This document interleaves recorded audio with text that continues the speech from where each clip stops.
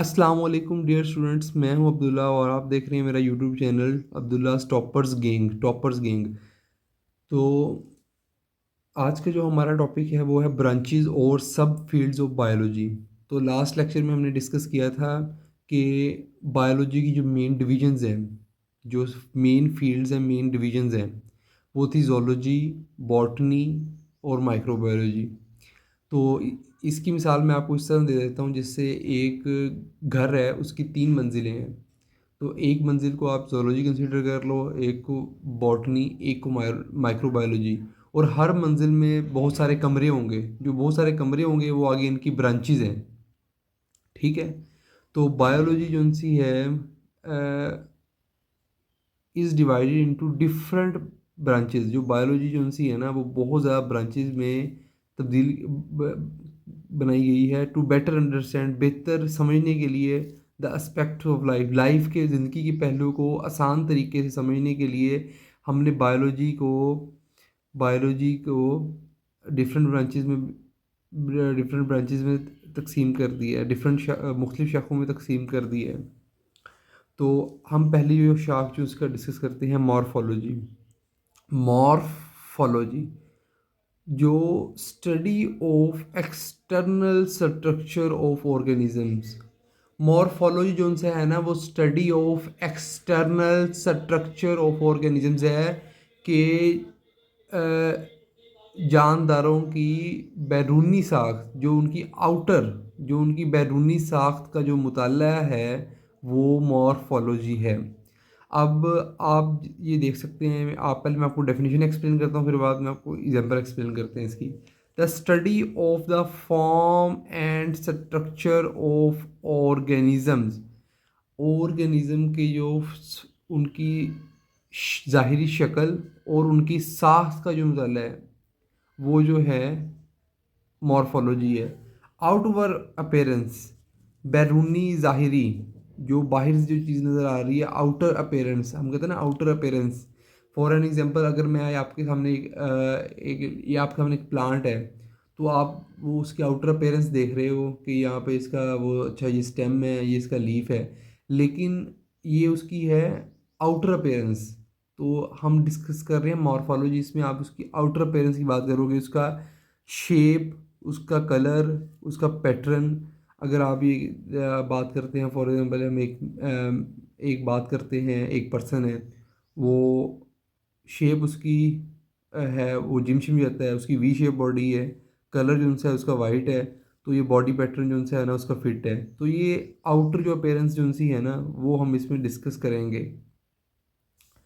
तो outer appearance of internal structure like organs. अब हमने जो भी चीज़ है ना, उसमें हमने आउटर चीज़ देखनी है इसकी ना, आउटर एक्सटर्नल। तो मॉर्फोलॉजी में हम बेसिकली जो एक्सटर्नल जो होता है, हम उसको डिस्कस करते हैं। एक्सटर्नल स्ट्रक्चर हो सकता है, उसकी एक्सटर्नल फॉर्म हो सकती है, हम उसको डिस्कस करेंगे। फॉर एग्जांपल जो उनसे है, अ, अगर इंटरनल ऑर्गन लाइक, अगर हम अपने स्टोमक की बात भी करें, तो स्टोमक भी जो उनसे है ना, स्टोमक भी वही 4 से 5 लेयर से, 4 से 5 तहों से जो मिलके बना हुआ है। जो उसका स्टोमक का जो वो जो उसका है ना, गोश्त वगैरह जो होगा, तो अगर हम उसे आउटर देखते हैं, एज ए होल देखते हैं सारा स्टोमक को, तो वो उसकी मॉर्फोलॉजी है। अब हम एग्जांपल की तरफ चलते हैं। प्लांट्स में अगर इसी एग्जांपल देखें मॉर्फोलॉजी की, तो जो एक पत्ता हमें नज़र आ रहा है दूर से, या हम एक एज ए होल एक पत्ता तोड़ते हैं पौधे से, तो उसकी जो शेप है, वो राउंड है, रिंकल्ड है, वो मुरझाया हुआ है, ये सारा जो उनसे है ना, उसकी शेप आ गई, उसकी अरेंजमेंट आ गई। रूट है, जो जड़ है पौधे की, वो फाइब्रस है या टेप रूट रूट सिस्टम वाली हैं। फ्लावर जो है, अगर हम ये देखते हैं, हम बचपन में भी देखते थे कि यार वो जो फल है वो पका हुआ है, वो फल जो उनसे है वो कच्चा है, उसे ना तोड़ो। तो जो फल हमें नज़र आ रहा है, हम देखते हैं कि वो इनकम्प्लीट है या कंप्लीट है। वो हमने उसका कोई टेस्ट नहीं किया लेबॉर्ट्री के अंदर, हमें वो देखने से अंदाज़ा हो गया है उसकी एक्सटर्नल स्ट्रक्चर से, कि खा वो पका हुआ है कि नहीं, खा वो कंप्लीट फ्लावर है या इनकम्प्लीट फ्लावर है।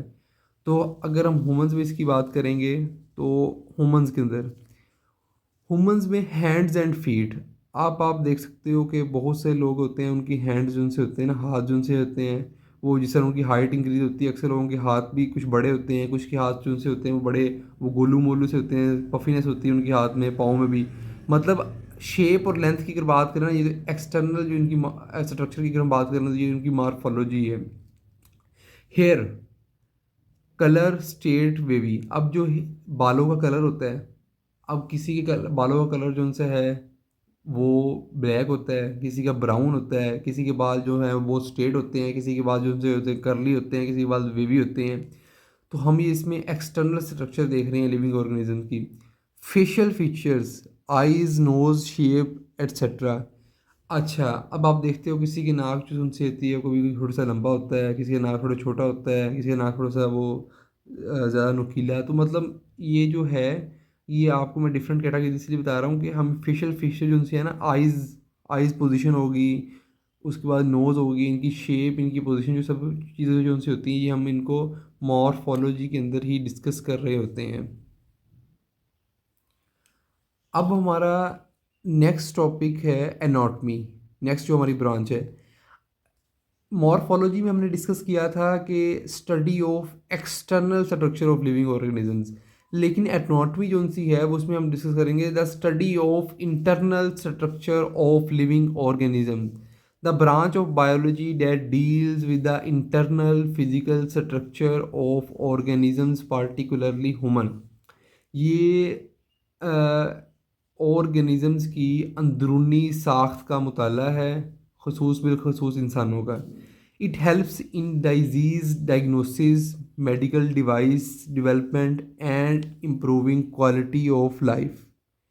तो मैंने अभी आपको ये बात की थी मॉर्फोलॉजी की, मैंने आपको एग्जांपल दी थी कि जिस तरह हम जो है हम जो है वो डील करते हैं कि लीफ जो सा है, एक पत्ता जो सा है, उसकी शेप और उसकी अरेंजमेंट किस तरह की है। लेकिन अगर वही हम उसको एक पत्ते को वो अगर हम डाइसेक्ट करके उसको दरमियान से कट लगा के उसको माइक्रोस्कोपिकली उसकी अंदर से उसकी एग्जामिनेशन करें, तो ये आ जाएगी उसकी स्टडी ऑफ इंटरनल। उसकी इंटरनल जो स्टडी आ जाएगी वो होगी, जिस तरह मैं आपको एग्जांपल देता हूँ। अब प्लांट्स में एक एग्जांपल है फ्लावर एनाटॉमी, स्टेम एनाटॉमी। जो एक फल हमें नज़र आ रहा है, मैंने आपको कहा था कि मॉर्फोलॉजी में हमने डिस्कस किया था कि अगर हमें दूर से एक कंप्लीट फ्लावर नज़र आ रहा है, एक मुकम्मल फल, पका हुआ फल नज़र आ रहा है, एक कच्चा फल नज़र आ रहा है, ये हमें दूर से नज़र आ रहा है, ये हमें उसकी बैरूनी आउटर सरफेस से नज़र आ रहा है, जिससे हमने जज कर लिया है ये फल पका हुआ कि नहीं। लेकिन अगर फ्लावर की हम एनाटॉमी करेंगे, उसकी इंटरनली उसकी एग्जामिनेशन करेंगे, तो वो उसके अंदर सेपल्स हैं, पेटल्स है, स्टेमन्स हैं, कार्पल्स हैं। जो स्टेमन कार्पल्स जो पेटल्स हैं, सेपल्स हैं, ये इनकी पत्तियां वगैरह जो उनसे सेपल्स पेटल्स है। स्टेमन्स कार्पल जो उनसे हैं male and female reproductive part of flowers हैं, वो हमें अगर हम इसकी इंटरनल जो है स्टडी करेंगे फ्लावर की, तो फिर हमें इसकी जो इंटरनल स्टडी जो हम कर रहे होंगे वो एनाटॉमी होगी। तो फ्लावर की कर रहे हैं तो फ्लावर एनाटॉमी, फ्लावर एनाटॉमी में सेप, ये हमने अभी डिस्कस कर लिया है। अब स्टेम, एक हम इसकी और मिसाल देखेंगे एनाटॉमी की। स्टेम एनाटॉमी, स्टेम एनाटॉमी जो उनसे है जाइलम, फाइलम, फ्लोइम, कॉर्टेक्स। अब हम दूर हमने बाहर से देखा है, अब एक दरख्त हमारे सामने एक पौधा लगा हुआ है, हमने उसका स्टेम देखा है, हमने उसका तना देखा है। तो तना जो सा हमें बाहर से नज़र आ रहा है, हम बाहर से देख रहे हैं, लेकिन हमें जो उसके अंदर जाइलम फ्लोइम जो उनसे हैं वो हमें डायरेक्ट ऐसे बाहर से नज़र नहीं आ रहे। उसके लिए हमें उसके अंदर से डायसेक्शन करके उसकी इंटरनल माइक्रोस्कोपिक एग्जामिनेशन, या इंटरनली हमें उसे उसकी इन्वेस्टिगेशन करनी होगी। इंटरनली जब हम देखेंगे तो जाइलम है, उसमें फ्लोइम है। जाइलम जो उनसे है वो रूट से वाटर लेके जाता है, जो फ्लोइम है वो फ्रूट, जो ये फ्लोइम जो उनसे है ये फूड और ऑर्गेनिक ये जो सॉल्यूट्स हैं इनकी ट्रांसपोर्टेशन करता है। मॉर्फोलॉजी में हमने बात की थी कि स्टडी ऑफ एक्सटर्नल स्ट्रक्चर, जिस तरह हमने हैंड्स और फीट की बात की थी। तो यहाँ पे हम बात करेंगे इन एनाटॉमी जो उनसे है स्टडी ऑफ है इंटरनल ऑर्गन्स। तो डाइजेस्टिव सिस्टम जो उनसे है ना, इसके अंदर डाइजेस्टिव सिस्टम की अगर हम बात करें तो ये भी study of internal structure of living organisms है। क्योंकि बाहर से तो हमें अपनी बॉडी की जो स्किन नज़र आ रही है वो हमारी एक्सटर्नल है, वो हमारी मॉर्फोलॉजी है जो हमें आउटर देखने से नज़र आ रही है। जो इंटरनल जो उनसे है वो हमारा डाइजेस्टिव सिस्टम है। डाइजेस्टिव सिस्टम के अंदर mouth, stomach, small and large intestine और ग्लैंड्स आते हैं। डाइजेस्टिव सिस्टम के अंदर जो ये चीज़ें शामिल होती हैं। ह्यूमंस के अंदर circulatory system, heart, arteries, veins, capillaries, respiratory system, lungs, trachea and bronchi. ये आपको मैं बात कर रहा हूँ कि ये, अब आप इस बात को मेन डिफरेंशिएट समझें इस बात का कि जो मॉर्फोलॉजी है वो study of external structure of living organism है, जो एनाटॉमी है वो स्टडी ऑफ, जो मॉर्फोलॉजी है वो study of external structure of living organisms है, और जो एनाटॉमी है वो structure of internal living organisms है। तो डाइजेस्टिव सिस्टम जो उनसे है, सर्कुलेटरी सिस्टम है, रेस्पिरेटरी सिस्टम, ये ह्यूमंस की इंटरनल स्टडी जो उनसी है ये हम एनाटॉमी में डिस्कस करते हैं। अब हम थर्ड ब्रांच पे आते हैं, physiology. The branch of biology that deals with the functioning of body part. Physiology जो सी है वो बायोलॉजी की वो शाख है जो कि जिस्म के हिस्सों के अफ़आल, उनके काम जो उनसे हैं वो हमें बताती है। Functioning of body part, normal function and processes of living organisms and there parts. अब फिजियोलॉजी, लेट्स सपोज हम भी बात करते हैं कि नॉर्मल फंक्शंस, अब सर्कुलेटरी सिस्टम है, इसका क्या फंक्शन है। डाइजेस्टिव सिस्टम जो उनसे है इसका फंक्शन है कि ये खुराक को हज़म करता है। तो ये सब जो हमारे जिस्म में जो डिफरेंट फंक्शंस हो रहे हैं, प्रोसेसेस हो रहे हैं, हर एक चीज़ अपना फंक्शन अदा कर रही है। तो ये सब चीज़ जो उनसी है ना हम इस फिजियोलॉजी में डिस्कस करते हैं। फिजियोलॉजी इन सिंपल टर्म, आसान अल्फाज में, इट एक्सप्लेन, ये हमें बताती है हाउ द बॉडी वर्क्स, जिस्म किस तरह काम करता है। How organs, tissues and cell carry out their jobs. Job होता है ना कि आपकी ये जॉब है, आप सुबह अपनी जॉब पे गए, शाम को वापस आ गए, आपकी जॉब है जिसकी आपको आपको एक इनकम जनरेट होती है। तो आपकी मतलब एक रिस्पॉन्सिबिलिटी है जॉब। जॉब का मतलब बेसिकली आपकी एक रिस्पॉन्सिबिलिटी है। How organs, tissues and cell carry out their jobs, किस तरह ऑर्गन्स, टिश्यूज़ और सेल्स जो उनसे हैं अपने अपने काम करते हैं to keep an organisms alive and healthy. एक ऑर्गेनिज़म को, फिजियोलॉजी हमें बताती है कि एक ऑर्गेनिजम्स को सेहतमंद और ज़िंदा रखने के लिए किस तरह ऑर्गन्स, टिश्यूज़ और सेल काम करते हैं। एग्जाम्पल हम इसकी देखते हैं। For example, how the blood circulatory system transport vital substances through out the body. अब किस तरह ब्लड सर्कुलेटरी सिस्टम जो है वो डिफरेंट जो अहम जो है सब्सटेंसेस को सर्कुलेटरी सिस्टम के ज़रिए, सर्कुलेटरी सिस्टम किस तरह ब्लड के ज़रिए जो है वो मेंटेन रखता है। ब्लड सर्कुलेटरी सिस्टम जो उनसे है ना वही है ना जो हमारा ब्लड जो उनसे है वो पंप करता है हार्ट को, लंग्स को, एट्सेट्रा। तो अगर ये पंप ना करें तो इंसान की डेथ हो जाएगी। अगर सर्कुलेटरी सिस्टम ही डिस्ट्रॉय हो जाए एक ह्यूमन बॉडी के अंदर तो वो तो डेथ हो जाएगी। तो जिस तरह मैंने अभी बात की कि ऑर्गेनिज्म को ज़िंदा और सेहतमंद रखने के लिए, ज़िंदा और सेहतमंद रखने के लिए ऑर्गन, टिश्यूज़ और सेल जो उनसे हैं वो मिलकर वो सारे जो उनसे हैं अपना अपना काम करते हैं और अपने अपने फंक्शंस अदा करते हैं। ये सब जो उनसे है ये फिजियोलॉजी के अंदर ही आता है जिसमें हम normally function of body part discuss करते हैं। अब हमारी जो इससे नेक्स्ट जो हमारी ब्रांच है वो है histology. Histo histology, the branch of biology that deals with the microscopic study of tissue. अच्छा, एक मैं आपको बात कर देता हूँ कि स्टडी ऑफ टिश्यूज़। अब ये बात हो रही है माइक्रोस्कोपिक टिश्यूज़। माइक्रोस्कोपिक स्टडी मतलब वो स्टडी जो आप अपनी आम आंख से नहीं कर सकते। हमारी जो एक ह्यूमन आई है इससे हम नहीं देख सकते जो चीज़, वो हम माइक्रोस्कोप से देखते हैं। वो स्टडी जो माइक्रोस्कोप से की जाए, वो स्टडी जो माइक्रोस्कोप से की जाए, वो किसी भी तरह का माइक्रोस्कोप हो, वो लाइट माइक्रोस्कोप हो, वो इलेक्ट्रॉन माइक्रोस्कोप हो, किसी भी तरह का जो माइक्रोस्कोप है उससे जो स्टडी की जाएगी वो क्या रहेगी, माइक्रोस्कोपिक स्टडी। और टिश्यूज़ की माइक्रोस्कोपिक स्टडी, टिश्यूज़ की माइक्रोस्कोपिक जो स्टडी है उसका नाम जो है हमारे पास हिस्टोलॉजी है। अब टिश्यूज़ क्या होते हैं? टिश्यूज़ जो उनसे हैं ग्रुप ऑफ सेल्स हैं डेट हैव सिमिलर फंक्शन, जिनका एक जैसा काम हो, जिनका एक जैसा फंक्शन हो जिन सेल्स का, वो मिल के टिश्यूज़ बनाते हैं। तो इन टिश्यूज़ की जो माइक्रोस्कोपिक मुताला है उसका नाम जो है हमारे पास हिस्टोलॉजी है। Tissue examination helps in disease diagnosis, drug studies. Tissue examination जो सी है हमें बहुत मदद करती है जो बीमारियों का पता चलाने में, बीमारियों का पता चलाने में, ड्रग्स की स्टडी के अंदर ये हमें बहुत हेल्प करती है। And understanding organ structure and function, ये हमें डिजीज डायग्नोसिस में भी हेल्प करती है, बीमारियों का पता चलाने में भी। किसी के देखें ना, अगर एक इंसान ने ड्रग ली हुई है तो अगर हम उसके टिश्यूज़ का एग्जामिन कर लेंगे तो हमें पता चल जाएगा कि हाँ इस बॉडी में ड्रग जा चुकी है। एंड फंक्शन, तो बॉडी ऑर्गन्स की जो स्ट्रक्चर, उनकी साख्त और उनके अफ़ाल, उनके स्ट्रक्चर, उनके फंक्शन है, वो हम इसमें डील करते हैं, हम इसमें स्टडी करते हैं। एग्जाम्पल एग्जाम्पल हम इसकी देखते हैं। अब एक हमारे पास ना मसल टिश्यू है, हमने ये एक बाजू का मसल ले लिया फॉर एग्जांपल। तो एक किसी भी बॉडी पार्ट का अगर हम एक मसल लेते हैं तो अगर हम उसकी एग्जामिन करेंगे, लेट्स सपोज हम अपनी ये बोन के मसल देखते हैं, तो जो बोन का मसल जो उनसे है ना, जब हम उसकी टिश्यू एग्जामिनेशन करते हैं हमें पता चलता है कि ये स्केलेटल मसल है। तो हिस्टोलॉजी जो सी है ना वो हमें बहुत हेल्प करती है एग्जामिनेशन में। तो हम एग्जांपल देखते हैं। अब एक मसल टिश्यू है, अब हमें नहीं पता कि मसल टिश्यू वो कौन सा टिश्यू है, वो स्केलेटल है, कार्डिक है, स्मूथ है।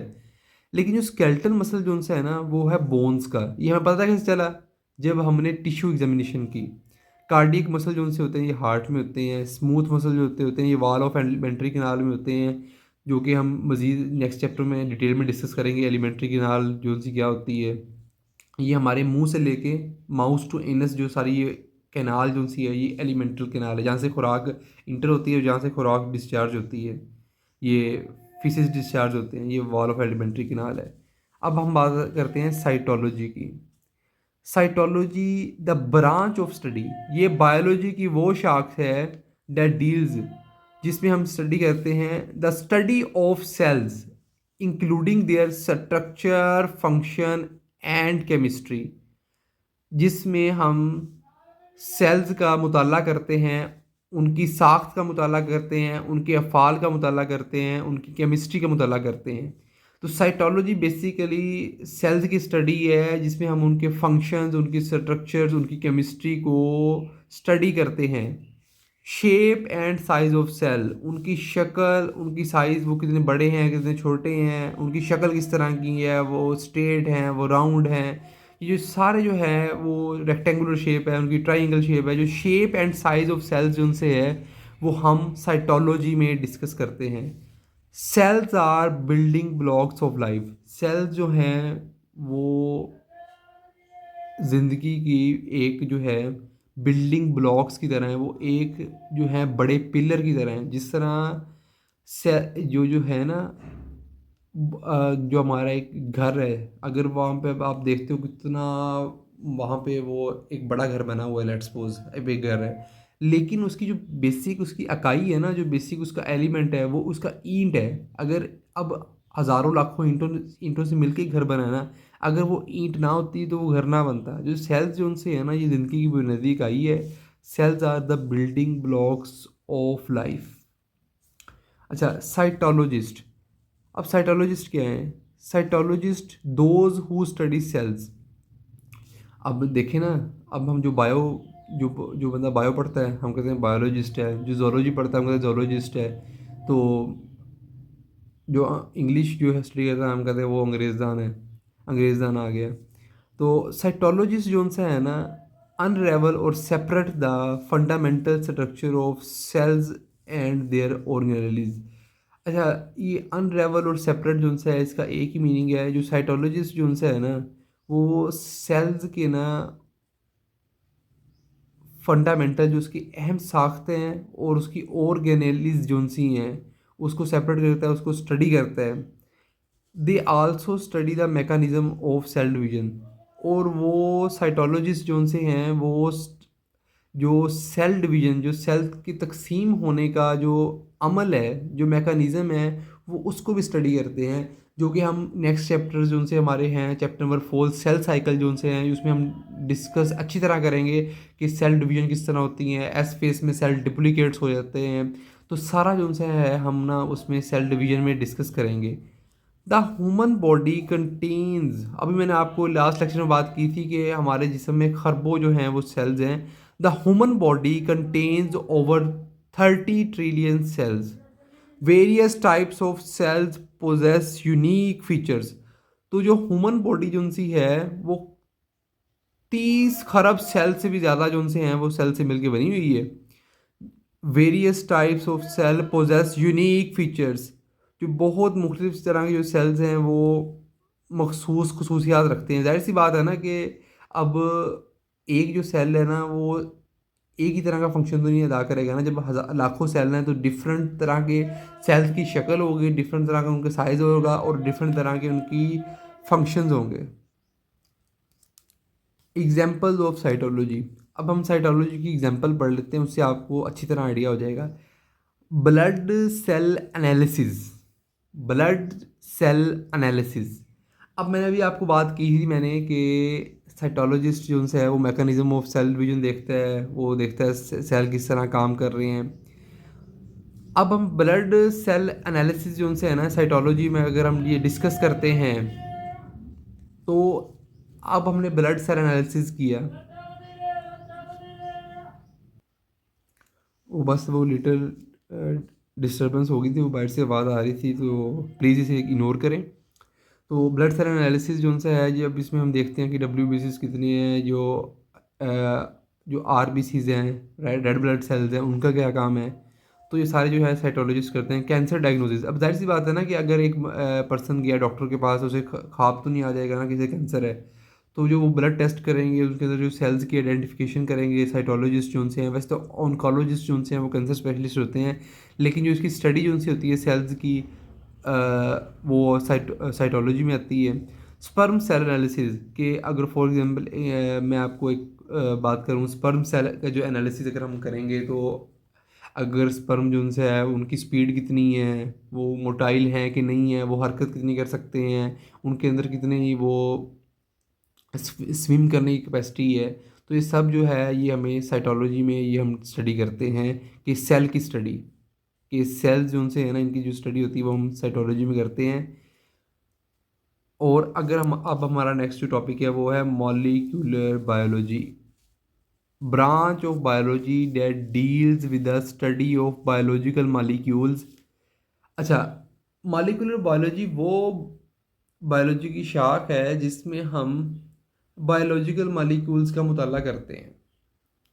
बायोलॉजिकल मॉलिक्यूल्स का हम मुताला करते हैं, केमिकल। अब बायोलॉजिकल मॉलिक्यूल्स के हैं, बायोलॉजिकल मॉलिक्यूल्स हैं chemical compounds found in living organisms that help form cells, store energy and support life functions. Biological molecules वो कीमियाई मादे हैं, वो केमिकल कंपाउंड्स हैं जो कि ज़िंदा जानदार के अंदर पाए जाते हैं, जो कि इन्हें हेल्प करते हैं सेल बनाने में, एनर्जी एनर्जी ज़ख़ीरा करने में, स्टोर एनर्जी करने में, एंड सपोर्ट लाइफ फंक्शन, और ज़िंदगी के डिफरेंट जो फंक्शंस होते हैं उसको काम करने में मदद देते हैं। अब जाहिर सी बात है ना कि अब बायोलॉजिकल मालिक्यूल्स की हम देखते हैं, बायोलॉजिकल मालिक्यूल्स जो से हैं वो like carbohydrates, proteins, lipids and nucleic acid. अब आप 3 दिन से खाना नहीं खाएंगे, 3 दिन से आप कार्बोहाइड्रेट्स नहीं लेंगे, आप प्रोटीन्स नहीं लेंगे, 3 दिन से आप खाना नहीं खाया, तो आप 10 किलोमीटर किस तरह भाग लेंगे? आप अपनी ज़िंदगी का, आपसे ये लेक्चर ही तैयार नहीं होगा अगर आप 3 दिन खाना नहीं खाएंगे तो इसी तरह जो है हमारी जो बॉडी को जो केमिकल कंपाउंड हमारे जिसम में पाए जाते हैं, जो कि हमारे लाइफ फंक्शन के लिए, हमारे सेल्स की ग्रोथ के लिए जो हमें ज़रूरी हैं, जो कंपाउंड केमिकल हैं, वो हमारे पास बायोलॉजिकल मालिक्यूल्स हैं। Carbohydrate, protein, lipids and nucleic acid. जिस तरह अब ये अगर हम बात करें तो जिस तरह रोटी हो गया, चावल हो गया, इसमें ज़्यादा अमाउंट में कार्बोहाइड्रेट होते हैं। जो प्रोटीन्स है ये ज़्यादातर गोश्त में होती है, ये सीड्स बीज जो उनसे हो गए, ये हमारे ड्राई फ्रूट्स हो गए, इसमें ज़्यादा क्वांटिटी में प्रोटीन्स होती हैं। तो ये बायोलॉजिकल मॉलिक्यूल्स हैं, और इनकी जो स्टडी है ना वो हमारे पास है मॉलिक्यूलर बायोलॉजी। अब मॉलिक्यूलर जो बायोलॉजिस्ट है ना also study the fundamental life process, develop drugs and create genetically modified organisms.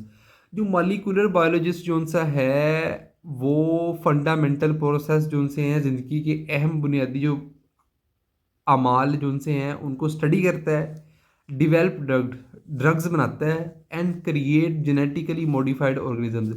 और ये सेम जो उनसे है जो विरासती जो आगे इनकी जो जेनेटिकली मॉडिफाइड जो ऑर्गेनिजम्स है ना वो पता करता है। मैं आपको इसकी मिसाल समझाता हूँ फिर आपको अच्छी तरह समझ आ जाएगी इसकी।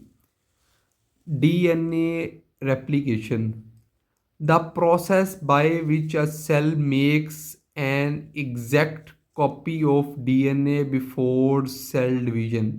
अब मैंने आपको ये भी कहा था कि बायोलॉजिकल मॉलिक्यूल्स जो से हैं वो हमारे पास carbohydrates, lipids, proteins and nucleic acid. Nucleic acid में हमारे पास डीएनए और आरएनए आएगा। तो जो डीएनए रेप्लिकेशन है, डीएनए रेप्लिकेशन जो सा है, डीएनए पार्ट तो न्यूक्लिक एसिड का ही है ना, तो डीएनए जो रेप्लिकेट हो रहा है तो बायोलॉजिकल मॉलिक्यूल की स्टडी हो रही है ना। तो the study of molecular, the study of biological molecules, molecular biology हो गया। अब मॉलिक्यूलर बायोलॉजी की जो एग्जांपल है वो है DNA replication, the process by which a cell makes an exact copy of its DNA before cell division.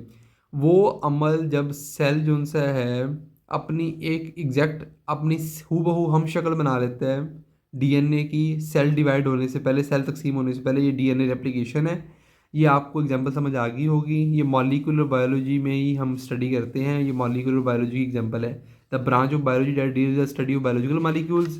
तो यहाँ पे इसी एग्जांपल देख लें आप, डीएनए रेप्लिकेशन इसकी एग्जांपल है। अच्छा, अब हमारे पास नेक्स्ट जो ब्रांच है वो एम्ब्रियोलॉजी। एम्ब्रियोलॉजी सुनने से हमें ये वर्ड जो है वो लफ्ज़ से ज़ाहिर हो जाता है embryo. The branch of biology dealt with the study of process of development of organism from fertilised egg. अब होता क्या है, जब मेल स्पर्म और फीमेल जो है एग जो उनसे कंबाइन होते हैं तो ये फर्टिलाइज एग बनता है जो बाद में जाइगोट बनता है और बाद में एम्ब्रियो बनता है। तो जो एम्ब्रियो की जो स्टडी है वो हमारे पास एम्ब्रियोलॉजी है। In this branch scientist study tissues and organ formation, identify birth defects and develop medical treatment. अच्छा, यहाँ पे एक एम्ब्रियो है, खा वो एक जानवर का है चाहे वो एक इंसान का है। तो जो मेल एंड फीमेल जो मेल स्पर्म और फीमेल एग कंबाइन होने के बाद जो जाइगोट बना है, जो नर और मादा के मिलने के बाद जो जाइगोट बना है, जाइगोट से बाद एक एम्ब्रियो बनता है। अब एम्ब्रियो जो उनसे है वो टोटली जो उनसे है वो एक नए इंडिविजुअल में, नए एक इंसान में तब्दील हो जाता है एम्ब्रियो जो उनसे है। अब एम्ब्रियो जो उनसे है अगर उसके अंदर कोई टिश्यू ख़राब है, उसके अंदर कोई ऑर्गन, एक ऑर्गन नहीं बन रहा, एक ऑर्गन एम्ब्रियो उनसे डेवलप होना स्टार्ट होगा लेकिन बाद में उसके ऑर्गन की नशोनुमाई नहीं हो रही, किसी का हाथ नहीं बन रहा, किसी का अभी पाँव जो उनसे है वहाँ पे डिफेक्ट आ रहा है, वहाँ पे नुक्स आ रहा है, वहाँ पे उसके जो बर्थ जो उनसे हैं वहाँ पे उसके मसले वसाइल बन सकते हैं, उसका मिस कैरेज हो सकता है, जो बच्चा है वो ज़ाया हो सकता है। तो एम्ब्रियो जो उनसे है इसकी जो स्टडी है वहाँ पे क्या ख़तरे हो सकते हैं, उसकी क्या मेडिकल ट्रीटमेंट है, क्या उसके इश्यूज आ सकते हैं। एम्ब्रियो क्या है, एम्ब्रियो की जो टोटली एग्जामिनेशन जो उनसी है वो जो करनी है हमने वो हमारे पास एम्ब्रियोलॉजी है। एग्जांपल जो उनसी है इसकी फर्टिलाइजेशन एंड जाइगोट फॉर्मेशन, कि वही मेल और फीमेल मिले, फर्टिलाइजेशन हुई, देन जाइगोट फॉर्मेशन हो गया, देन एम्ब्रियो बन गया। तो अब हम जेनेटिक्स की बात करते हैं। Genetics is a branch of biology that deals with the study of transfer of characteristics from parents to offspring. जो ट्रांसफ़र ऑफ करेक्टरिस्टिक्स है, जो खसूसियात का तबादला है वालिदैन से औलाद में जो होता है, तो उसकी वो जीन्स के ज़रिए होता है। तो जो उसकी स्टडी, उसका मुताला जो उनसा है वो हम जेनेटिक्स में करते हैं, जो कि बायोलॉजी की ब्रांच है, बायोलॉजी की शाख है। इसकी एग्जांपल मैं आपको ये देता हूँ, जिस तरह बहुत सारे जो है खसूसियात जो उनसे होती हैं वो वालिदैन से औलाद में मुंतकिल होती हैं। उनकी ज़हानत होगी, इंटेलिजेंस, उनकी अक्लमंदी, उनकी विज़डम। और इस साथ साथ इसलिए उर्दू में बोल रहा हूँ ताकि उर्दू मीडियम वाले हैं उनको भी अच्छी तरह समझ आ जाए। जो स्किन का कलर होता है, उसका जो हाइट होती है, जो कद होता है, अगर वालिदैन का कद जो सा होता है वो लंबा है तो ये चांसेस ज़्यादा होते हैं कि बच्चों का कद भी उस तरह ही होगा। स्किन टोन भी आपने देखा होगा, वो भी बहुत मैच कर रही होती है। और बहुत सारे जो है वो जेनेटिक डिसऑर्डर जो उनसे होते हैं वो भी वालिदैन से औलाद में मुंतकिल हो सकते हैं। In genetics, scientists also study the cause of genetic disorder. Genetics के अंदर जो साइंटिस्ट जो उनसे हैं वो जेनेटिक डिसऑर्डर जो उनसे होते हैं, जो जीन्स के ज़रिए जो बीमारियां फैलती हैं, वो साइंसदान ये भी देखते हैं, जो जेनेटिक्स को स्टडी करते हैं वो देखते हैं कि जो जेनेटिकली जो बीमारियां फैल रही हैं वो किस तरह फैल रही हैं, and develops a better varieties of plants and animals. तो जब उन्हें पता है कि वालिदैन से औलाद में जो बीमारियां मुंतकिल हो रही हैं, तो जब वो उनकी ट्रीटमेंट वो करते हैं, और वो जो बेटर वैराइटीज़ होती हैं जो प्लांट और एनिमल्स की होती हैं वो भी ब्रीड जेनेटिक्स ही करते हैं। वो जीन्स के ज़रिए वो उसको आइडेंटिफाई कर लेते हैं, वो पहचान लेते हैं कौन से जीन्स जो उनसे हैं नई जनरेशन के लिए सूटेबल होंगे। जिस तरह अगर हम बात करें तो जो हम नेक्स्ट जो चैप्टर या नेक्स्ट क्लासेस में डिटेल में पढ़ेंगे कि मेंडल्स ने जेनेटिक्स पे स्टडी की और उसने किस तरह जो उनसे हैं वो अपने गार्डन में बहुत ज़्यादा वो उसने पाइजम सेटिवा जो एक मटर का पौधा होता है उसके किसने उसने पौधे उगाए। अब एग्जांपल की बात करें, जिस तरह मैंने आपको बताया था कि जो स्किन कलर होती है, हाइट होती है, विजडम, इंटेलिजेंस, ये जो उनसी होती है वो वालिदैन से औलाद में मुंतकिल होती है। और ह्यूमन जेनेटिक डिसऑर्डर, और बहुत सी जो उनसे हैं जो जेनेटिकली जो डिसऑर्डर होते हैं, जो जेनेटिकली जो बीमारियां होती हैं वो भी वालिदैन से औलाद में मुंतकिल होती हैं, जो जीन्स के थ्रू जो उनसे जो मुंतकिल होती हैं। अब आपने देखा होगा जो बीमारियां जो उनसी हैं वो हमारी विरासती जो उनसी होती हैं। जो विरासती बीमारियां होती हैं वो हमें किसी दोस्तों के साथ मिलने से, दोस्तों के साथ कंपनी या किसी भी तरह जो उनसा है कि हमें वो जिनसे हमारा ब्लड रिलेशन नहीं होता वो वहाँ से हमें मुंतकिल नहीं होती। कुछ बीमारियाँ जो उनसे होती हैं वो विरासती होती हैं। उसकी मैं आपको एग्जांपल देता हूँ, जिस तरह सिकल सेल एनीमिया है, ये भी विरासती बीमारी है। उसके बाद जो उनसा है हीमोफीलिया, हीमोफीलिया जो उनसा है ये भी विरासती बीमारी है। हीमोफीलिया जो उनसा है ये इसका जो हीमोफीलिया ए है तो ये एक्स लिंक्ड रिसेसिव ट्रेड है, जो कि आप नेक्स्ट लेसन में जाकर स्टडी करोगे। ये मैं आपको वैसे ही याद करने वाली चीज़ नहीं है, ये मैं आपको वैसे क्लैरिटी कर रहा हूँ किस तरह ये विरासत से फैलती है। ये नाना से ना नवासा में, मैटरनल ग्रैंड फादर से ना ग्रैंड सन में मुंतकिल होती है। मतलब नाना से नवासा में ये हीमोफीलिया ए जो उनसे है ना वो फैलता है। ये भी एक विरासती बीमारी है, जेनेटिकली डिसऑर्डर है। तो होपफुली जो उनसे है आपको इस जेनेटिक्स की अच्छी तरह समझ आ गई होगी। अब जो है हमारा नेक्स्ट जो ब्रांच हमने स्टडी करनी है वो है पैलियंटोलॉजी। पैलियंटोलॉजी में स्टडी करने से पहले हम देखते हैं कि फॉसिल्स क्या होते हैं।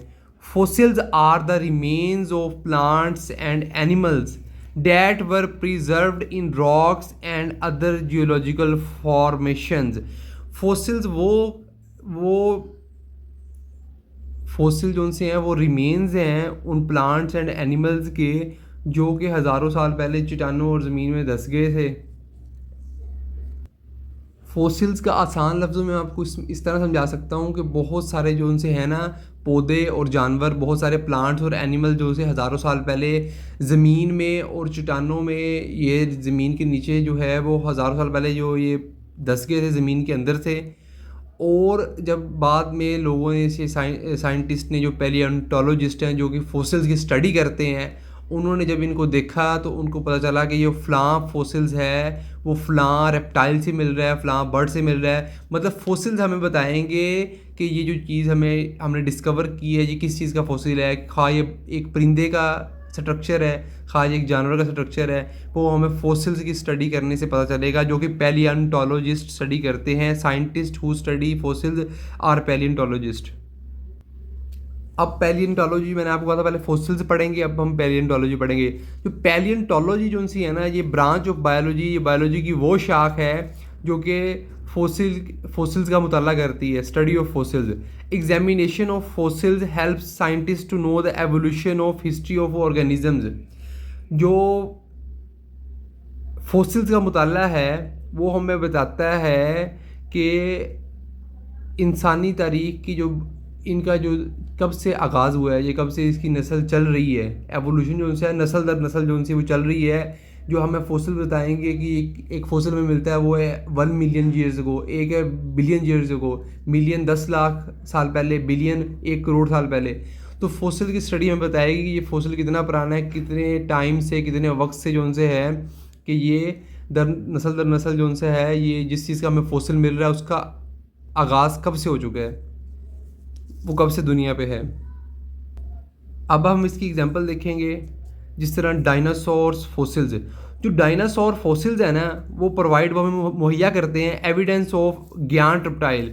वो हमें मुहैया करते हैं सबूत ज्ञान रेप्टाइल्स का। जो देव कामत, जो एक बड़े सर वाले जो उनसे रेप्टाइल्स जो उनसे है ना, उनका हमें सबूत देते हैं जो डायनासोर फोसिल्स हैं, कि जो आज से लाखों साल पहले जो ज़मीन पे घुमा फिरा करते थे। डायनासोर्स आपको पता है कि वो एक्सटिंक्ट हो चुके हैं, नापैद हो चुके हैं, वो टोटली ज़मीन पे अब नहीं है। डायनासोर्स जो उनसे हैं वो अब मौजूदा ज़मीन पे नहीं है, लेकिन आज से कोई लाखों साल पहले वो ज़मीन पे हुआ करते थे, वो टोटली एक्सटिंक्ट हो चुके हैं। तो जो डायनासोर्स के जो फोसिल्स हैं ना, वो हमें बताते हैं कि ये एक ज़माने में ये एक बड़े रेप्टाइल्स होते थे जो कि ज़मीन पे आम घुमा करते थे, जैसे आम जानवर घूमते हैं ऐसे ज़मीन पे ये घुमा करते थे। अब इसकी आप एक और एग्जांपल देख सकते हैं।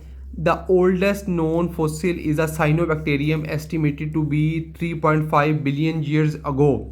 जो सबसे पुराना फॉसिल जो है ना, पैलियोंटोलॉजिस्ट ने जो डिस्कवर किया है वो साइनोबैक्टीरियम का है, जो कि अंदाज़ा लगाया जा सकता है कि वो आज से 3.5 बिलियन ईयर्स अगो, 3.5 बिलियन ईयर्स ओल्ड, कि वो 350, वो जो है वो 100 करोड़ 1 बिलियन को कहते हैं, तो वो 3.5 बिलियन ईयर्स अगो, इतना पुराना जो उनसे है वो ओल्ड ऑन फॉसिल है। तो ये जो हम सारी स्टडी कर रहे हैं फॉसिल्स की, ये हम डिस्कस कर सकते हैं पैलियोंटोलॉजी के अंदर। अब हमारे पास नेक्स्ट ब्रांच जो सी है वो है taxonomy, branch of biology that deals with the classification organisms into groups and other groups on the basis of their similarities and differences. Organisms का उनकी सिमिलैरिटीज़ और डिफरेंसेस के अकॉर्डिंग उनकी क्लासिफिकेशन कर देना ग्रुप्स और सब ग्रुप्स के अंदर, ये टैक्सोनॉमी है। जो टैक्सोनॉमी है वो बायोलॉजी की वो शाख है जिसमें हम जानदारों का ग्रुप्स में उनको तकसीम कर देते हैं उनकी खसूसियात और उनके मुनफरिद होने के बुनियाद पे, उनकी सिमिलैरिटीज़ और उनकी डिफरेंसेस की बुनियाद पे जो हम उसे ग्रुप्स में क्लासीफाई कर देते हैं, ये टैक्सोनॉमी है। Classification of organisms helps to organise and understand the diversity of life, identify new species and study of evolutionary relationships. जब आप एग्जांपल समझिए, आपको समझ आ जाएगी। डोमेस्टिक कैट, डोमेन यूकेरिया है, किंगडम इसका एनिमिलिया है, phylum chordata, class mammalia, family felidae, genus felis. ये सब जो हम इसकी स्टडी पूरी हम कर रहे हैं, ये हमने इसकी सिमिलैरिटीज़ और डिफरेंसेस की बुनियाद पर हमने इसको क्लासीफाई किया है। तो क्लासिफिकेशन जो सी है हमें अंडरस्टैंड कर देती है कि यार भाई फ्रांस की ये फैमिली है। जैसे हम बात करते हैं फ़लाँ उसकी कास्ट है, या फ़लाँ उसके फादर का नेम है, फ़लाँ उसके अंकल हैं, फ़लाँ उसके दादाजी थे, तो ये हमें उसकी पूरी फैमिली का बायोडाटा पता चल जाता है। तो इसी तरह हमने ज़ूलॉजी में भी जो मैंने आपको ज़ूलॉजी का जो आपने लास्ट लेक्चर नहीं देखा तो आप देख सकते हैं। ज़ूलॉजी जो मैंने आपको पढ़ाया था, मैंने आपको एग्जांपल दी थी ये वाली, एक अफ्रीकन लाइन की। तो अगर आपने ये लेक्चर नहीं देखा तो आप ये लेक्चर भी देख लें। तो तब मैंने आपको ये भी कहा था कि जो मेन डिवीज़न बायोलॉजी की हैं वो ज़ूलॉजी, बॉटनी और माइक्रोबायोलॉजी हैं। जो अदर हम ब्रांचेस पढ़ेंगे वो मैक्सिमम जो उनसे है वो इन्हीं की ही आगे ब्रांचेस होंगी। तो ये जो टैक्सोनॉमी जो उनसे है ना, ये बायोलॉजी की ब्रांच तो है ही, लेकिन ये इसको हम ज़ूलॉजी के अंदर भी स्टडी करते हैं। बायो की जो डिवीजन है, मेन डिवीजन बायोलॉजी की ज़ूलॉजी, बॉटनी और माइक्रोबायोलॉजी है ना। तो मैंने आपको एग्जांपल जहाँ पे भी दी थी, आप अफ्रीकन लाइन की एग्जांपल देख सकते हैं। यहाँ पर किस तरह इसको क्लासीफाई किया हुआ है, डिफरेंट किंगडम है, इसका फाइलम है, सारा मैं आपको समझाया था। अगर आपने लेक्चर नहीं देखा या आप लेक्चर देख लें, ये आपको मज़ीद अच्छी तरह समझ आ जाएगी। तो अब इससे फ़ायदा क्या हुआ, हम डाइवर्सिटी समझ सकते हैं उसकी लाइफ की, उसकी न्यू स्पीशीज़ देख सकते हैं हम, और उसका एवोल्यूशनरी चेकअप देख सकते हैं कि यार कि वो नस्ल दर नस्ल उसकी क्या उसके ताल्लुकात हैं। अब हम आएंगे नेक्स्ट, हमारा जो है topic ecology, branch of biology that deals with the study with the relationship between organisms and their environment. जानदारों का और उसके जो माहौल का आपस में उनका ताल्लुक है, उनका बाहमी तबादला है, उनका आपस में ताल्लुक है, वो किस तरह रह रहे हैं, वो किस तरह की इकोसिस्टम में है, किस तरह उनकी बायोडाइवर्सिटी है, वो सब जो उनसे हम इकोलॉजी के अंदर ही डिस्कस करते हैं। तो आइए चले हम ये नेक्स्ट देखते हैं ecology. Ecology helps to conserve biodiversity and address other environmental problems. तो जो बेसिकली बायोडाइवर्सिटी क्या है, आपको बायोडाइवर्सिटी जो है वो समझनी चाहिए। बायोडाइवर्सिटी जो सी है is a variety of all living things on the earth, plant, animal, fungi and micro organisms. Biodiversity जो सी है वो ज़िंदगी में सारी जो वैरायटी है ना, वैरायटी है ऑल लिविंग थिंग्स की, ऑल लिविंग थिंग्स की जानदारों की जो वैरायटी है, उसमें प्लांट्स भी हैं, अर्थ भी है, एनिमल्स भी है, फंजाई भी है, माइक्रो ऑर्गेनिजम्स भी है, वो बायोडाइवर्सिटी है। और जो इकोलॉजी है वो बायोडाइवर्सिटी और उसकी जो आपस के माहौल और उसकी जो मसले मसाइल जो उनसे हैं, वो किस तरह रह रहे हैं, जो सब हम जो डिस्कस करते हैं ना, इन्वायरमेंटल प्रॉब्लम, बायोडाइवर्सिटी, ये सब जो उनसे है हम इकोलॉजी के अंदर डिस्कस करते हैं। फो और बायोडाइवर्सिटी जो उनसे है, आप ये बायोडाइवर्सिटी देख रहे हैं ना आप, ecology help to convert biodiversity and address other environmental problems. तो ये इकोसिस्टम भी हम इसके अंदर ही डील करते हैं। इकोसिस्टम भी, जिस तरह मैंने आपको जोलॉजी वाले लेक्चर में, आपको मैंने बायोलॉजी वाले लेक्चर में आपको एग्जांपल दी थी, तो उसमें ये कहा था कि इकोसिस्टम जो उनसे है वो कम्युनिटी ऑफ है all living things, plant, animal, micro organisms, जो उनसे इंटरेक्ट कर रहे हैं, विच खुद से इंटरेक्ट भी कर रहे हैं और with the non living environment. जिस तरह मैंने आपको एक फॉरेस्ट की एग्जांपल दी थी, मैंने कहा वहाँ पे प्लांट्स भी हैं, एनिमल्स भी हैं, वहाँ पे माइक्रो ऑर्गेनिजम्स भी हैं। तो जो उनका इंट्रैक्शन है अपने नॉन लिविंग इन्वायरमेंट के साथ, लाइक एयर है, वाटर है, सोइल एंड सनलाइट जो उनसे है, तो ये जो सब है ना, सब है, ये जो आपस में इनका जो कोऑर्डिनेशन हो रही है, इनका इंट्रैक्शन हो रही है, आपस में इनका बाहमी ताल्लुक है, उसका नाम इकोसिस्टम है। और इकोसिस्टम और बायोडाइवर्सिटी की जो रिलेशन को जो हमने स्टडी करना है, उसका नाम इकोलॉजी है। अब हम इस एग्जांपल देखेंगे, food chain which describes the interconnectedness of organisms for energy और न्यूट्रिएंट्स। तवानाई और न्यूट्रिएंट्स, एनर्जी और न्यूट्रिएंट्स का जो हमारे पास आपस में जो लिंक है, इसका आपस में जो ताल्लुक है, जो फूड चेन हमें डिस्क्राइब करती है, तो वो भी जो है वो हम इकोलॉजी के अंदर स्टडी करते हैं। फूड चेन जो है ये एक डिटेल टॉपिक है जो कि हम नेक्स्ट जो इकोलॉजी वाले चैप्टर में डिस्कस करेंगे इंशाल्लाह। अब हमारे पास है marine biology, branch of biology that deals with the study of life in oceans. Biology की वो शाख है मैरीन बायोलॉजी। मैरीन का मतलब होता है समंदर, तो उसके बाद ना मैरीन बायोलॉजी जो सी है वो ना study of life in the oceans, कि ना समंदर के अंदर जो है ज़िंदगी का मुताला, समंदर के अंदर जो ऑर्गेनिजम्स रह रहे हैं उनकी ज़िंदगी का जो मुताला जो उनसे है ना, वो मैरीन बायोलॉजी है। It helps to understand biodiversity, discover new species and address marine conservation issues. अभी बायोडाइवर्सिटी मैंने आपको बता दी है, study of all living thing life forms on the earth, living things on the earth. और ये जो मैरीन बायोलॉजी है ये हमें समझने में मदद करती है बायोडाइवर्सिटी को, न्यू स्पीशीज़ की दरियाफ्त करने को और एड्रेस मैरीन कंजर्वेशन इशू। जो समंदरी जो उनसे हैं वहाँ पे कंजर्वेशन के जो मसले मसाइल पैदा आ रहे हैं ना, उसको जांचने में, उसको हल करने में, उसके मसले मसाइल को हल करने में हमें मैरीन बायोलॉजी जो उनसी है वो मदद करती है।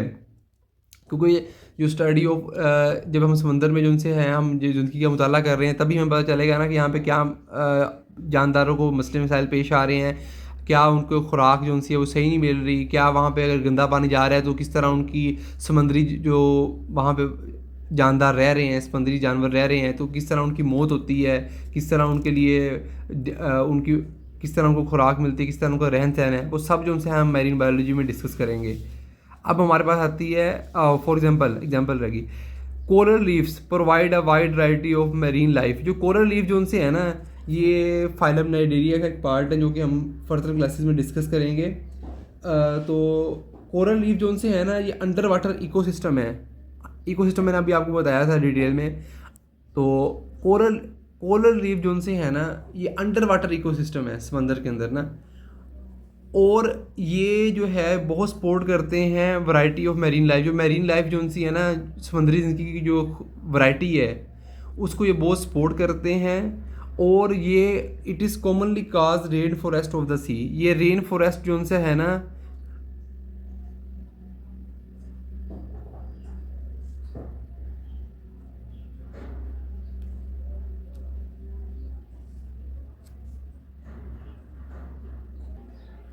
ये सॉरी थोड़ी सा ना, ये दरमियान में कॉल आ गई थी, तो अगर ये 1-2 मिनट जो वीडियो ना प्ले हुई हो तो उसके लिए सॉरी।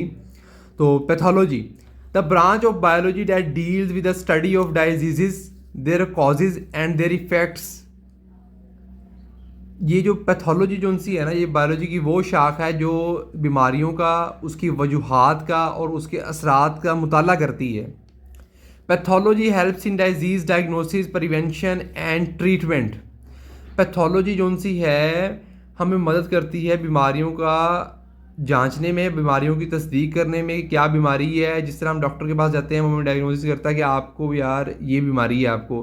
तो जो पैथोलॉजी जो सी है ना, वो हमें हेल्प्स करती है डिजीज़ डायग्नोसिस में भी, प्रिवेंशन उसकी इलाज, प्रिवेंशन उसको जांचने में भी, उसकी आखिर वजूहात क्या है, किस तरह उसे प्रिजर्व रख सकते हैं, और उसकी ट्रीटमेंट, उसके हल के लिए भी। Pathologist studies how the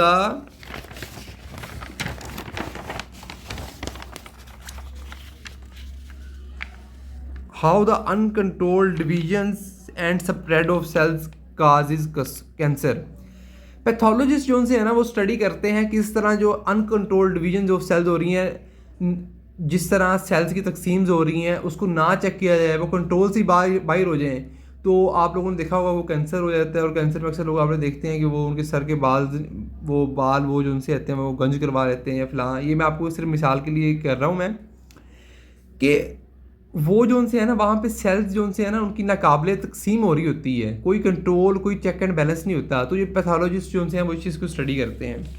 immunology, the branch of biology that deals with the study of components of immune system and their role against disease. तो जो बायोलॉजी की वो शाख है इम्यूनोलॉजी, जिसमें हम इम्यून सिस्टम की स्टडी करते हैं। इम्यून सिस्टम क्या है यार? इम्यून सिस्टम जो उनसा है, हमारे जिसम में मुदाफ़ियत क़ुव्वत का निज़ाम जो उनसा है, मैं आपको इसी मिसाल इस तरह देता हूँ कि जिस तरह आप जो उनसे हैं, अगर आपको एक दफ़ा ज़ुकाम हो गया है, आप जो उनसे है आप मेडिसिन नहीं ले रहे, आप जो उनसे है वो बॉयल एग खा लेते हो, फॉर एन एग्जांपल आप बॉयल एग खा लेते हो, बुरा अंडा खा लेते हो आप, तो आपका जो उनसे है ज़ुकाम जो उनसे है, अगर वो बहुत कम ज़ुकाम है, वो तो वैसे ठीक हो जाएगा। तो जो वो है आपकी बॉडी के अंदर इम्यून सिस्टम है जिसने फाइट किया, जो बीमारी के ख़िलाफ़ लड़ रहा है। अगर हमारा इम्यून सिस्टम स्ट्रॉन्ग होगा, तो हम इम्यून सिस्टम अगर हमारा स्ट्रॉन्ग होगा ना, तो हम जो उनसे है बगैर मेडिसिन के भी पहले जो छोटी मोटी बीमारियां होंगी उसको हम डील कर लेंगे, उससे जिसम हमारा जो इम्यून सिस्टम है वो लड़ लेगा। लेकिन अगर हमारा इम्यून सिस्टम स्ट्रॉन्ग नहीं है, तो फिर वो जिसम से लड़ नहीं सकेगा, फिर हम बीमार हो जाएंगे, फिर हम मेडिसिन लेंगे। तो इस तरह जो इम्यून सिस्टम की जो स्टडी जो उनसी है, वो हमारे पास इम्यूनोलॉजी है। इम्यूनोलॉजिस्ट जो उनसे स्टडी टू डिवेल्प वैक्सीन, जो इम्यूनोलॉजिस्ट जो उनसे हैं वो स्टडी करते हैं कि किस तरह वैक्सीन बनाई जाए। जिस तरह कोरोना वायरस आई थी तो उनकी वैक्सीन बनाई गई थी, तो वो जो वैक्सीन बनाते हैं वो इम्यूनोलॉजिस्ट होते हैं। ट्रीट ऑटो इम्यून डिजीज़, वो जो ऑटो इम्यून जो बीमारियां होती हैं, जो उनको वो ठीक करते हैं। ऑटो इम्यून बीमारी क्या होती है? ऑटो इम्यून डिजीज़ क्या होती है? ऑटो का मतलब होता है खुद ब खुद, इम्यून खुद। ऑटो इम्यून, कभी कभार हमारा इम्यून सिस्टम खुद ही मिस्टेकनली, गलती से हमारे अपने ही जिस्म के जो सेहतमंद जो खुलिये होते हैं, उसके ऊपर सेहतमंद जो सेल्स होते हैं, हेल्थी सेल्स होते हैं, उन पे अटैक करना स्टार्ट कर देते हैं। तो वो है ऑटो इम्यून डिजीज़। और जो इम्यूनोलॉजिस्ट जो होते हैं वो ऑटो इम्यून डिजीज़ को भी ठीक करने के तरीके बताते हैं, और किस तरह जो उनसे हैं हमारे इम्यून रिस्पॉन्सेज, हमारे इम्यूनिटी बेहतर हो सकती है इन्फेक्शंस के ख़िलाफ़, बीमारियों के ख़िलाफ़ लड़ने के लिए, वो भी हमें इम्यूनोलॉजिस्ट बताते हैं। For example, when a person gets vaccinated, their immune system learns to recognize and fight off specific pathogens, providing future immunity to those disease. जब एक पर्सन जो उनसा है, जब एक शख्स जो उनसा है वो एक वैक्सीन से वैक्सीनेटेड हो जाता है, तो जो उसका इम्यून सिस्टम है ना, वो पहचान लेता है कि किस तरह बीमारियों से लड़ना है, किस तरह जी जो अभी जिस चीज़ ने हमें बीमारी काज की है, तो किस तरह हमने इस चीज़ से लड़ना है। तो वो मुस्तकबिल में जो फ्यूचर में जो हमें जो उनसा है वो इम्यूनिटी प्रोवाइड करेगा कि हम मज़ीद बीमार ना हो। जिस तरह कोरोना वैक्सीन जो उनसी है, अगर हमें वैक्सीनेशन लगी थी तो जो हमारा इम्यून सिस्टम है वो समझ गया था कि किस तरह जो अगर दोबारा हमें ये वायरस हमारी बॉडी में इंटर होता है तो किस तरह हमने इसको दोबारा डिस्ट्रॉय करना है, किस तरह हमने अपनी बॉडी को प्रोटेक्ट करना है। तो ये हमारे इम्यून सिस्टम ने ऑर्डर दिया था हमारी बॉडी को। अब हम पढ़ते हैं pharmacology, the branch of biology that deals with the study of drugs and their effects on the body. Biology की वो शाख जिसमें हम ड्रग्स का मुताला करते हैं और इसके हमारे जिस्म पे असरात का मुताला करते हैं। This helps in the develop pharmacology, the branch of biology that deals with the study of drugs and their effects on the body. Pharmacology biology की वो शाख है जिसमें हम ड्रग्स का मुताला करते हैं और उसके हमारे जिस्म पे असरात का मुताला करते हैं कि हाँ हमने एक ड्रग ली है, उसका हमारे जिस्म पे क्या असरात हो रहे हैं। This helps in the development of new drugs, ये हमें मदद करती है मज़ीद जो है नई ड्रग्स किस तरह बनाई जा सकती हैं, वो किस तरह डेवलप हो सकती हैं।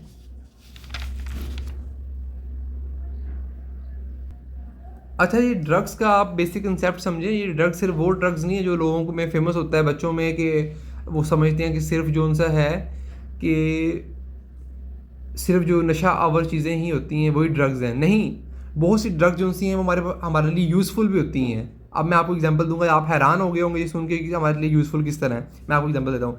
पहले तो हम ये पढ़ते हैं जो हमारे लिए डेंजरस हो सकती हैं। नॉरकोटिक्स टेम्पोररी डिक्रीज स्ट्रेस, ये एग्जांपल देख रहे हैं। नॉरकोटिक जो ड्रग है जिस तरह ये ना आर्जी तौर पे ना हमारे ना स्ट्रेस जो हमारी परेशानी होती है उसको दूर कर देती है। ये इफ़ेक्ट करती है जाके सेंट्रल नर्वस सिस्टम पे कि हमें थोड़ा सा सुकून महसूस होता है।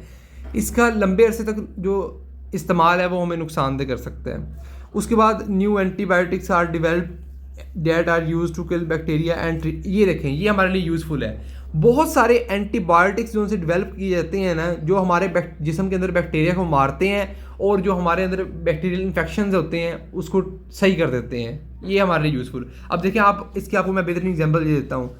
ये जो आपको मैं बेहतरीन एग्जांपल इसकी दे रहा हूँ, पैरासीटामोल कॉमन पेल किलर है और रिड्यूस फीवर। जो पैरासीटामोल जो उनसे मोस्टली बुखार में हमें डॉक्टर जो उनसे हैं वो रिकमेंड करते हैं पैरासीटामोल।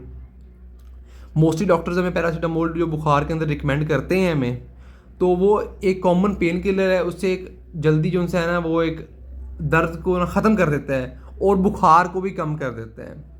तो ये जो उनसा है हमारी फार्माकोलॉजी भी हमने ये कर ली। बायोलॉजी की जो हमने पहले 3 डिवीजन्स जो उनसी थी वो हमने सेपरेट लेक्चर में डिस्कस की थी। अगर वो आपने लेक्चर नहीं देखा तो आप लेक्चर को देख लें, उससे आपको बहुत हेल्प होगी। वो बेसिक कंसेप्ट है, उससे आपको ये ज़रा से ही समझ आएगा। जो हमारा लास्ट लेक्चर गया अभी यस्टरडे, ये बायोलॉजी की जो फर्दर जो 15 जो ब्रांचेस हैं जो कि 9th क्लास के सिलेबस में मेंशन है, वो मैंने आपको each and everything with detail extra example में समझा दिया है।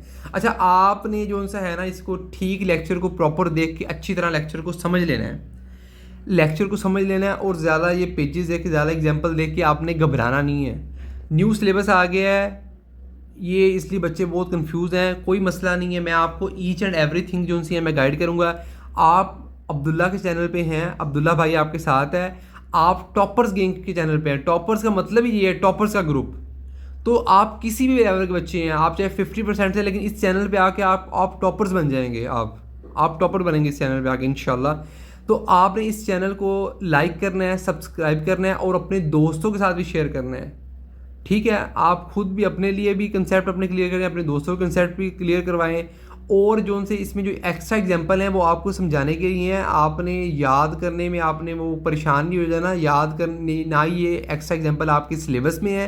ये जस्ट आपके जहन को जो है ना प्रॉपर तौर पे क्लियर करने के लिए था, आपकी फुल माइंड क्लैरिटी के लिए कि आपको अच्छी चीज़ बेसिक समझ आ जाए, क्योंकि अगर आपको ये बेसिक्स समझ नहीं आएंगी ना बायोलॉजी की ब्रांचेज, तो फर्दर चैप्टर्स में आपको बेसिक कंसेप्ट फिर आप बार बार देखो यार फलान चीज़ समझ नहीं आई, फिर आपको पिछले लेक्चर्स देखने पड़ेंगे।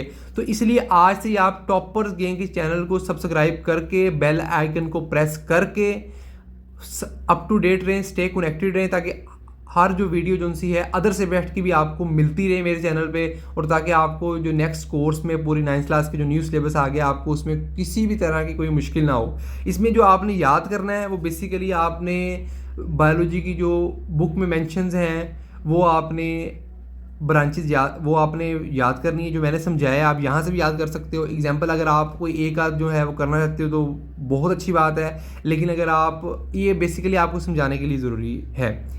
और इसमें से शॉर्ट क्वेश्चन भी बन सकते हैं, ये लॉन्ग क्वेश्चन के बन सकते हैं। शॉर्ट क्वेश्चन में वो डेफिनेशन पूछ सकते हैं आपसे, आप डेफिनेशन उसकी डिस्क्राइब कर सकते हो।